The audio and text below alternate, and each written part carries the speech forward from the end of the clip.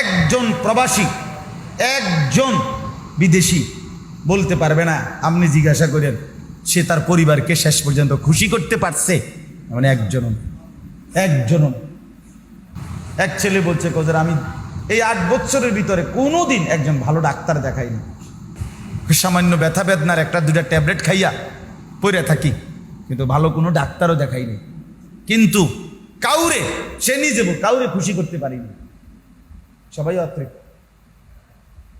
দুনিয়া তৃপ্ত হওয়ার জায়গায়। এক ভদ্রলোকের বাড়িতে গেছি, ওনারে ফু দিতাম, ওনার ডেঙ্গু জ্বর হয়েছিল, উনি আমারে খুব আবদার করছিল ওনার বাড়িটাতে গিয়ে ওনার একটা ফু দিয়ে আইতাম। 4 কোটি টাকা খরচ করে উনি দোতলা একটা বিল্ডিং করছে, অত্যাধুনিক বাড়ি, কিন্তু ওনার বাড়িতে ঢুইকা দোতলায় উঠা ওনারে ফু দিতাম, গিয়া দেখি বাথরুমে গেছিলাম, দেখি যে দরজারের সিটকারির মধ্যে যে সিটকারিটা লাগায়, যেটার মধ্যে এই বল্টুটা নাই, যেটা আমরা লাগাইবো আর কি, সিটকারিটা ছোট্ট একটা বল্টু আছে না, এটার মধ্যে লাগায়, এইটা নাই আর কি। আমি এটা দরজাটা কি এর মধ্যে লাগাইতাম, আমি বইতাম কেমনে যদি এর পরে কেউ ধাক্কা দেয় দরজাটা, কথা বুঝেন নাই? আচ্ছা, এই টেনশনে আপনি বইতেন পারবেন এটার ভিতরে, যদি কেউ ঠেলা মারে কি অবস্থা হইব আমার?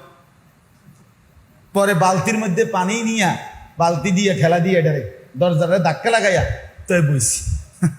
তো পরে আমি বললাম, ভাই দুনিয়া এটারে বলে 4 কোটি টাকা খরচ করার পরেও সিটকারির বল্টু থাকে না, দুনিয়া থেকেই যায়, দুনিয়া বাকি থাকে যায়, দুনিয়া শেষ হয় না।